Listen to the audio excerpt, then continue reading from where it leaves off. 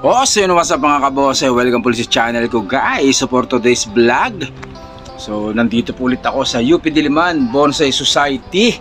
Dahil ngayon po ay Sabado. Yan, at kapag Sabado ay alam nyo naman kung anong meron dito sa UP. So doon sa mga bago pa lang dito sa channel ko guys, so kapag Sabado po ay bagsakan po ng bonsai dyan sa UP Diliman Bonsai Society. So pumasyal po kayo dyan kung gusto nyong makahanap at makabili ng mga murang mga bonsai, mga kabonsai. So kagaya niyan, Mulberry bonsai tsaka 21J. So ito po yan to, Bougainvillea. Yan. Ikutin natin, papakita ko sa inyo lahat kung anong meron dito sa UP Diliman Bonsai Society. So ayan mga tropa, so nakatambay dyan, naghihintay ng mga customer. So yan po, santan, mga kabonsai, santan. So ito naman po forest na kalyos. So yan po connected pong lahat ng mga kabonsai, tinanim sa rep. So galing Bulacan po yan mga kabonsai, dala ng mga taga Bulacan. So kung gusto nyo maliliit, meron din po yan mga Texas na maliliit, mga banyan. So flowering yan, may mga santan po dyan, may mga kamuning bilog, mga kabonsai. Yan, may mga tugas, mga naka-wiring na po, mga naka-initial wiring na rin. Tapos kung gusto niyo naman po yung mga bagong hat na materyales, so yan mga bignay, kalyos, meron po ding mga bagong hat dyan, kalyos, mga yan. So dala po yan ng mga taga Rizal, mga taga Pililya. Yan. So yan po, kamuning bilog. Tapos yung ano, yan, santan nga po yan, santan. Tapos yung literati na kalyos na yan. Napakarami nyo pong pwedeng pagpilian dito mga kabonsai.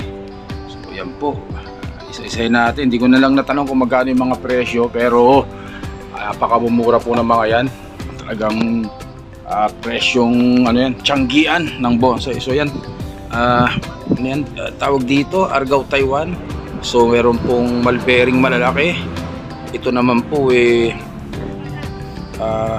bignay pugo yan mga kabonsai. So yan po, Mulberry naman po yan guys, malalaking Mulberry, dala ng mga hunter seller ng mga taga Bulacan yan guys. So yan po, napakagandang tugas nito. Kursunado ko yung tugas na yun, napakaganda tugas, laki, dala ni Boss Bulo. Saka yan, 21J. So dala rin po yan, 21J na yan. So yan po naibenta, nabili po yan, nabili. So yan po, yung mga ano ata yan, Pukenti, mga kalyos. So yan, tugas din po yung malaki niyan. Yan, tugas rin po yan. May mga bantigi din, tsaka mga anong tawag dito, hibiscus Taiwan, marami rin po yan dyan mga kabonsai. Yan, mga maliliit, mga 21J na maliliit, mga bantigi. Yan, ito po yung mga hibiscus Taiwan po yan guys, mga formado na rin. Yan, iba-ibang klase ng mga halaman po ang mapipilian nyo dito tuwing Sabado.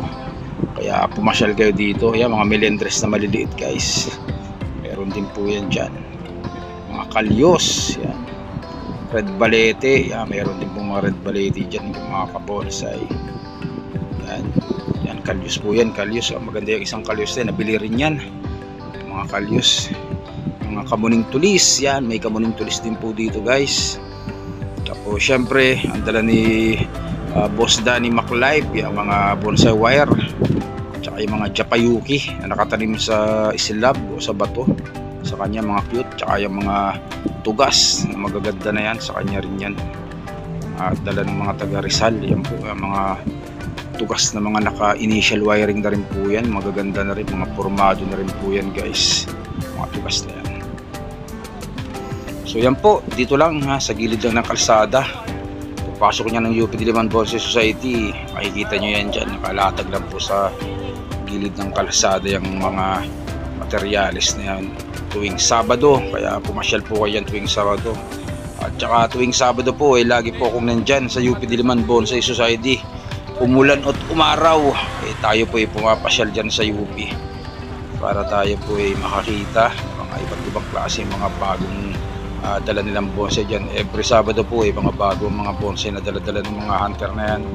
Kaya napakaganda pong pumasyal dito tuwing Sabado. Yan. So yan, yung kinarga nila yung dalawang tawag dito, mulberry. So nabili ni Sir Eric. So may pwesto rin po dito Sir Eric. Yan. So yan po. Kinakarga nila tong nabili ni Sir Eric na mulberry na bonsai, mga kabonsai. Yan. So ulit po tuwing Sabado po pumasyal kayo dito at nang makapamili kayo. Mas maganda kung mas maaga kayo para kayong maunang mamili ng mga naka-display dito, ng mga nakalatag. So ayan po yung mulberry na yan, dalawang mulberry yung binili ni Sir Eric. Napakaganda niyang mulberry na, lalaki na ng sanga, lalaki ng truck din yan, mga kabonsai.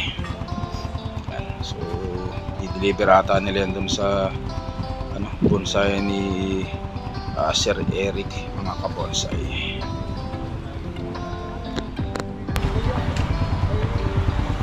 Ano na naman yun? Hello! Sikat na to yun. Sikat na. Sikat na assistant. Sikat na to. Assistant of Kasunod, baka sisapawan niya na si Rick. wala na yan, wala na yan. Wala na yan. Sus, sapaw na yan. Sasapawan na si Rick. At ito naman po ang mga dala ni Kuya Efren Lorenzana, yung mga limestone na yan. Tuwing Sabado may dala-dala rin po si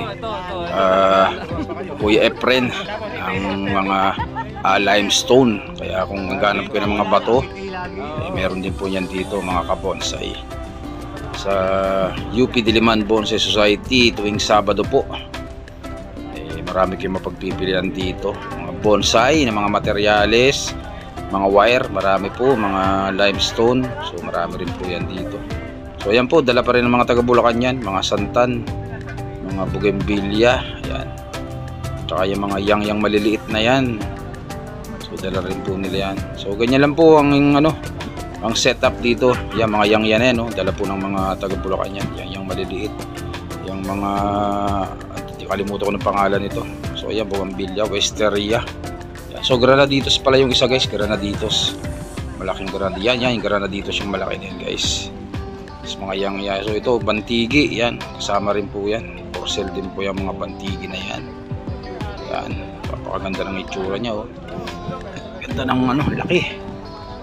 So ganyan lang po ang setup dito sa UP tuwing Sabado. Yan, nakalatag lang sa kalsada yan. Tapos makipagtawaran kayo sa nagbebenta o dun sa mga seller kung anong matripan ninyo. So yung dalawa na yan nabili po yan, hindi ko lang na makita kanina, pero nabili na po yung dalawa na yan. Tugas tsaka 21J, mga kabonsai. Yan. At syempre kapag tanghali na o mga bandang alas 12 na yan ng tanghali, yung iba ay nag-uwian na. So yan, mga taga Rizal nagkakarga na po ng mga hindi nabili. Yan, kakarga na nila yan. So ganyan lang po ang ang sitwasyon dito tuwing Sabado. Yan. May mga dala silang sasakyan, kargahan, yung mga hindi mabibili. So syempre iuwi nila, ibabalik ulit nila yan. So yung iba niyan binabalik ulit sa next na Sabado, pero yung iba naman mga bago ang dala, laging bago. So ayan po. Pag uwi mo, itatalim mo na mga yan, Itataling na po ito. Kinakarga din nila yung mga materialis na hindi nabili, mga kabonsai.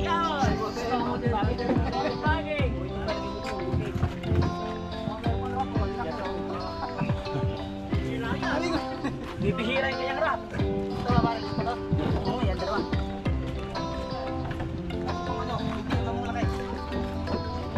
So yan, yung mga kalyos. Ayan. So ito yung big na ipugo yan, mga kabonsai, hindi nabili. Kaya ibabalik nila yan. So iba nyo lang po.